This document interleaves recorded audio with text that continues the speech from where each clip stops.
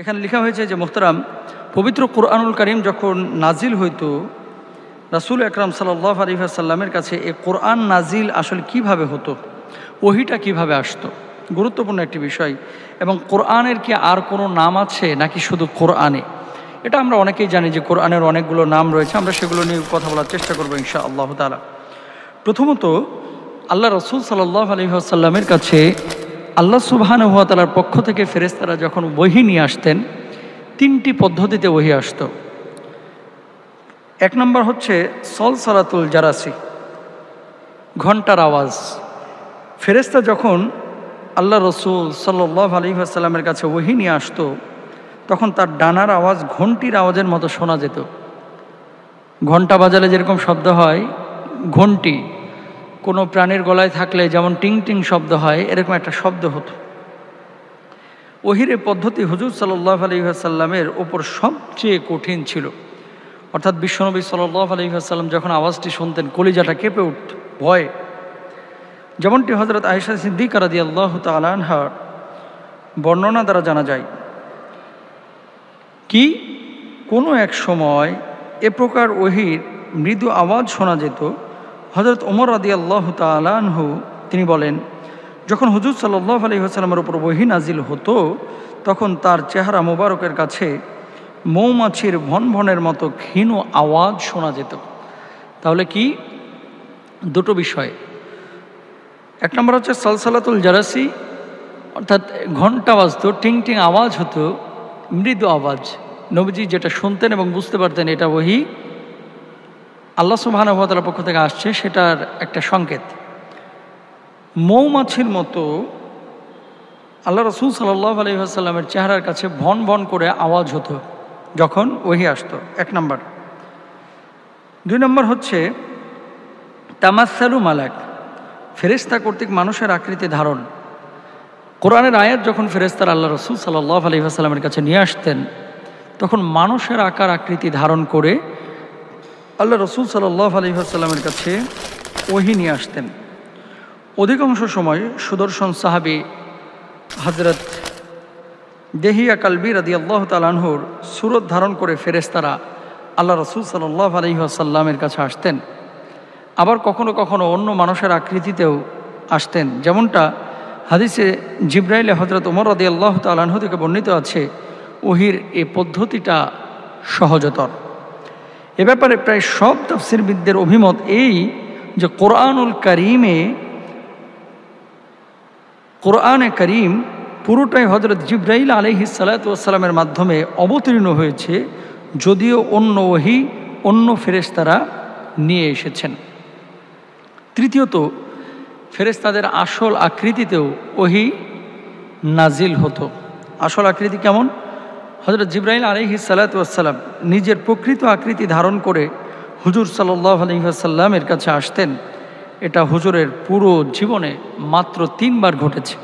অর্থাৎ জিবরাইল আলাইহিস সালাতু ওয়াস সালামের নিজের জীবনের যেটা আসল আকৃতি, নিজের যে অবয়ব, যে আকার আকৃতি, এই আকারে মাত্র 3 বার আল্লাহ রাসূল সাল্লাল্লাহু আলাইহি ওয়াসাল্লামের কাছে জিবরিল আমিন এসেছেন। প্রথমবার যখন নবীজি সাল্লাল্লাহু আলাইহি ওয়াসাল্লাম হযরত জিবরাইলকে তার আসল আকৃতিতে দেখার আগ্রহ প্রকাশ করেছিলেন, দ্বিতীয়বার শবে মেরাজে, আর তৃতীয়বার নবুয়তের একেবারে শুরুর সময় মক্কার আজওয়াদ নামক স্থানে।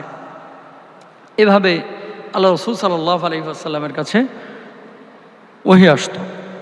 তো প্রথমত 3 ভাবে আল্লাহ রাসূল সাল্লাল্লাহু আলাইহি ওয়াসাল্লামের কাছে যে ওহীর ধরন যেভাবে আসতো, এটা মূলত প্রথমত এই 3 ভাবে। তারপরেও আল্লাহ রাসূল সাল্লাল্লাহু আলাইহি ওয়াসাল্লাম কখনো কখনো স্বপ্ন দেখেছেন, যেগুলো ছিল সত্য স্বপ্ন। আল্লাহ রাসূল সাল্লাল্লাহু আলাইহি ওয়াসাল্লাম কোরআন অবতরণের পূর্বে সত্য স্বপ্ন দেখতেন। রাতে যা স্বপ্ন দেখতেন সকালে তাই হুবহু বাস্তবায়িত হতো।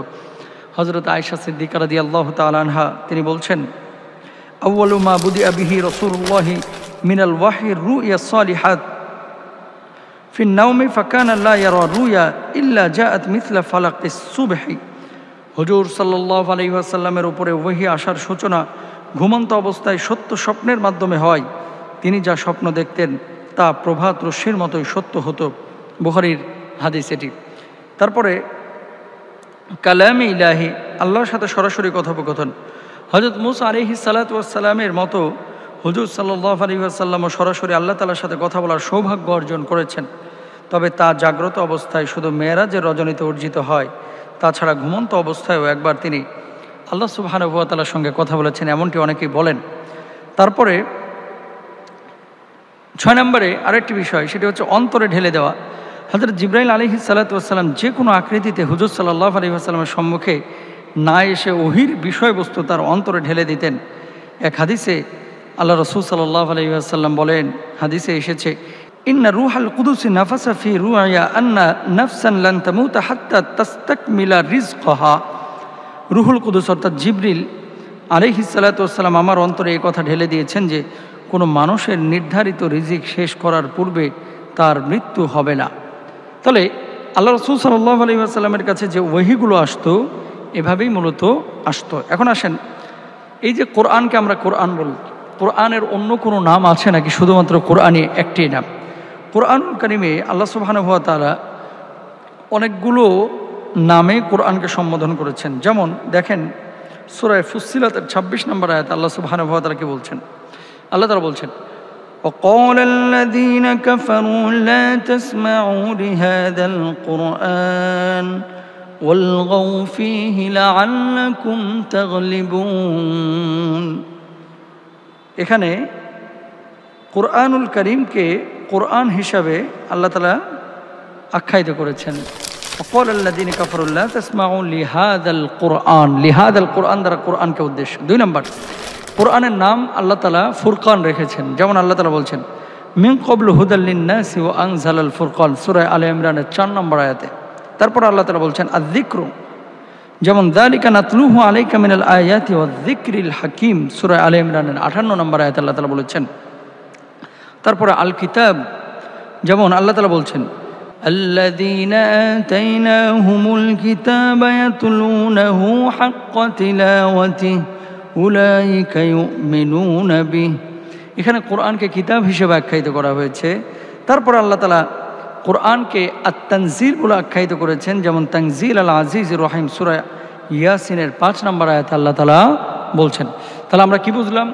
আমরা বুঝলাম যে কোরআনের নাম শুধু কোরআন না, কোরআনের আরও নাম আছে।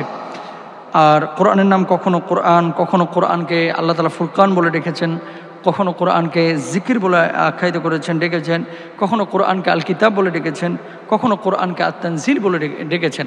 তাহলে ওহী কিভাবে আসতো আমরা জানলাম এবং কোরআনের নামগুলো আমরা জানলাম। এখন আসেন মূল বিষয়টা কি? মূল বিষয়টা হচ্ছে ওহী আল্লাহর পক্ষ থেকে এসেছে, এটা বানানো কোনো ধর্মীয় গ্রন্থ না। নাউযুবিল্লাহি মিন যালিক, আল্লাহর বিধান। কোরআনকে আমাদের জীবনে বাস্তবায়িত করতে হবে। আল্লাহ তৌফিক দান করুন।